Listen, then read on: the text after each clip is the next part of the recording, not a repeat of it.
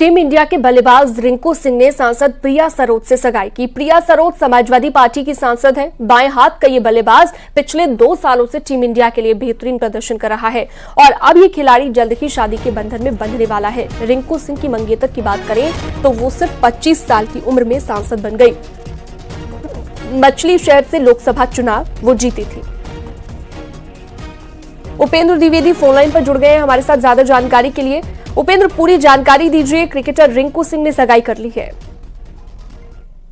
Cricketer Rinku Singh और जौनपुर के मछली शहर से समाजवादी पार्टी की सांसद प्रिया सरोज, दोनों के बीच बातचीत फाइनल हो गई है। हालांकि अभी किसी तरीके का कोई औपचारिक जिससे कह सकते हैं वैवाहिक कार्यक्रम नहीं हुआ है, ना ही अभी एंगेजमेंट हुई, लेकिन हाँ अब जल्द ही एंगेजमेंट भी हो जाएगी। क्योंकि बात जो अटकी थी वो पिताजी यानी कि तूफानी सरोज, जो कि वरिष्ठ नेता भी हैं समाजवादी पार्टी के, उनके स्तर से अटकी थी। अब उनकी भी सहमति हो गई है। खुद उन्होंने न्यूज 18 से बातचीत में इस बात की जानकारी दी और ये पूरा जो फाइनल बातचीत हुई है सगाई को लेकर क्या कैसे होगा, ये एक प्रिया सरोज के ही एक रिश्तेदार है, उनके यहाँ रिंकू सिंह के घर वाले काफी दिन से पहुंच रहे थे और ये बातचीत को, चूंकि दोनों ही लोग एक दूसरे को काफी समय से इन दोनों के बीच में चर्चा भी थी संबंधों के रिश्तों को लेकर, और अब दोनों ही लोगों के जो घर वाले थे वो इस रिश्ते को सगाई का, विवाह का रूप देना चाहते थे और इसीलिए कई दौर की बातचीत हुई और इसके बाद अब आज फाइनल बातचीत हो गई, जिसके बाद अब ये तय हो गया है कि जल्द ही दोनों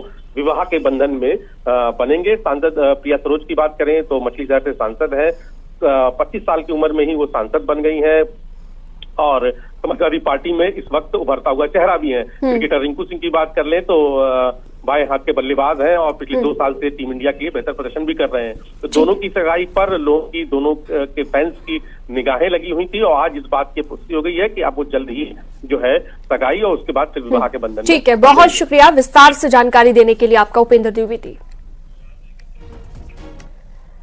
संभल हिंसा मामले को लेकर 2 और गिरफ्तारियां हुई हैं। अब तक 59 उपद्रवियों की गिरफ्तारी हो चुकी है और फरार 55 उपद्रवियों की तलाश में पुलिस 24 लोगों के खिलाफ जारी कर चुकी है एमबीडब्ल्यू। जो कि खगुसराय का रहने वाला और एक हसनैन जो कि हिंदूपुरा खेड़ा का रहने वाले हैं, इन 2 पत्थरबाजों को गिरफ्तार करके पुलिस ने जेल भेजा है। इस तरीके से कुल अभी तक 59 लोग गिरफ्तार करके जेल भेजे जा चुके हैं, जिसमें 19 लोग थाना नकासा सेक्टर से, 40 थाना कोतवाली संभल से गिरफ्तार करके जेल भेजे जा चुके हैं। अभी तक 24 नवंबर को जो हिंसा हुई थी उसके मामले में करीबन टोटल 24 एनबीडब्ल्यू है जो उपद्रवी है उनके लिए जा चुके हैं थाना नकासा क्षेत्र में और 55 लोग जिनके जो वांछित हैं उनके एनबीडब्ल्यू लेने के जो है प्रयास है वो किए जा रहे हैं और जल्द ही एनबीडब्ल्यू लेकर उनको भी गिरफ्तार करने का प्रयास किया जाएगा। अगर आप प्रभुराम की नगरी आ रहे हैं तो यहाँ पर दर्शन पूजन के दौरान अगर आपको स्वास्थ्य संबंधित परेशानियां होंगी तो अब आपको परेशान होने की जरूरत नहीं है।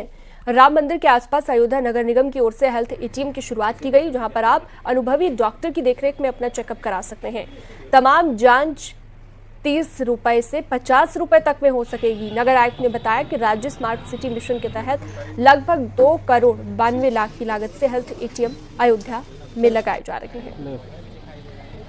एटीएम्स स्मार्ट सिटी के अंतर्गत हम लोगों ने हेल्थ एटीएम्स की यहाँ पे सुविधा की है, जिसमें हम लोग जो है बहुत सी 16 पैरामीटर्स पे हम लोगों की जांच, वो चाहे ईसीजी की है, हीमोग्लोबिन की है, शुगर की है, प्रेगनेंसी टेस्ट है, हम लोग जो यूरिन टेस्ट करेंगे उसके 10 पैरामीटर्स पे करेंगे, टाइफाइड, डेंगू, स्किन का टेस्ट।